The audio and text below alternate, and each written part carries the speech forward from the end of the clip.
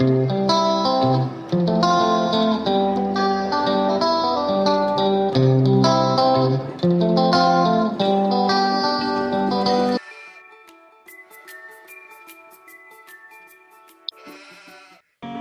Alchemist by Paulo Coelho.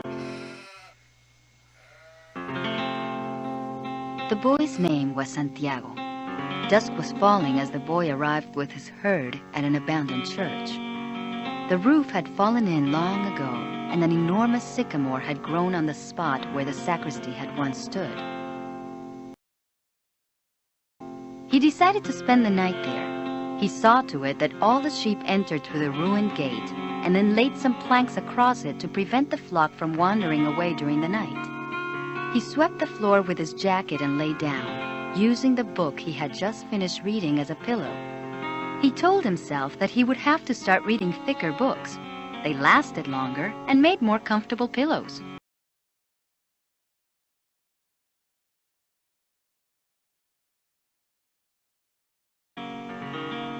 It was still dark when he awoke, and looking up, he could see the stars through the half-destroyed roof. I wanted to sleep a little longer, he thought. He had had the same dream that night as a week ago, and once again he had awakened before it ended. He arose and, taking up his crook, began to awaken the sheep that still slept. He had noticed that as soon as he awoke, most of his animals also began to stir. It was as if some mysterious energy bound his life to that of the sheep, with whom he had spent the past 2 years, leading them through the countryside in search of food and water. They're so used to me that they know. But there were certain of them who took a bit longer to awaken.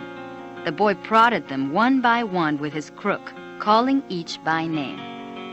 He had always believed that the sheep were able to understand what he said.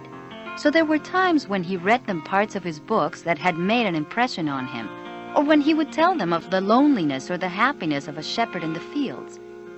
Sometimes he would comment to them on the things he had seen in the villages they passed. But for the past few days, he had spoken to them about only one thing: the girl, the daughter of a merchant who lived in the village they would reach in about 4 days. He had been to the village only once, the year before. The merchant was the proprietor of a dry goods shop, and he always demanded that the sheep be sheared in his presence so that he would not be cheated. A friend had told the boy about the shop, and he had taken his sheep there.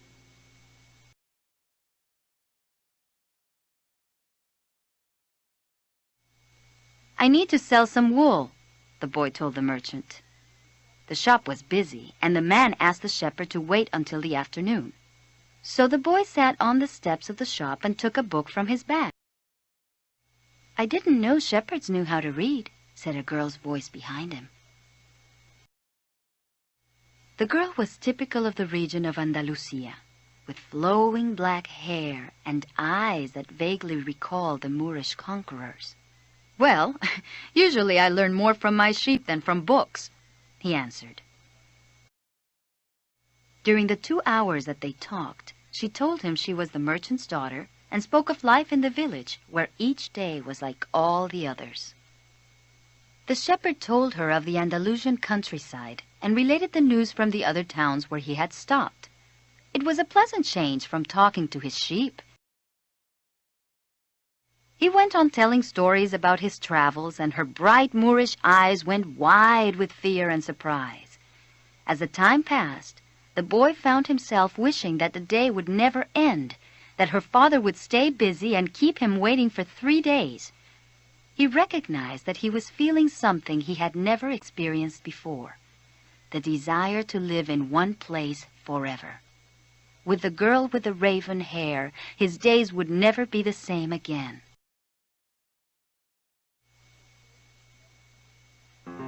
And now it was only 4 days before he would be back in that same village. He was excited and at the same time uneasy. Maybe the girl had already forgotten him. Lots of shepherds passed through, selling their wool. "It doesn't matter," he said to his sheep. "I know other girls in other places." But in his heart, he knew that it did matter. And he knew that shepherds, like seamen and traveling salesmen, always found a town where there was someone who could make them forget the joys of carefree wandering.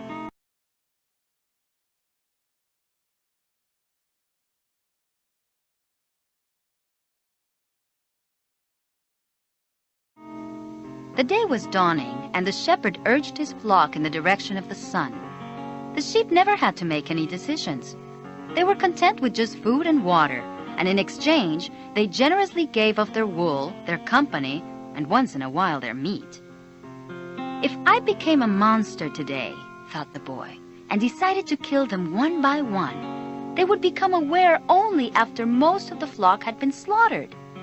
They trust me, and they've forgotten how to rely on their own instincts because I lead them to nourishment. The boy was surprised at his thoughts. Maybe the church with the sycamore growing from within had been haunted. It had caused him to have the same dream for a second time, and it was causing him to feel anger toward his faithful companions. He drank a bit from the wine that remained from his dinner of the night before, and he gathered his jacket closer to his body. He was grateful for the jacket's weight and warmth. The jacket had a purpose, and so did the boy. His purpose in life was to travel, and after 2 years of walking the Andalusian terrain, he knew all the cities of the region. He was planning, on this visit, to explain to the girl how it was that a simple shepherd knew how to read, that he had attended a seminary until he was 16.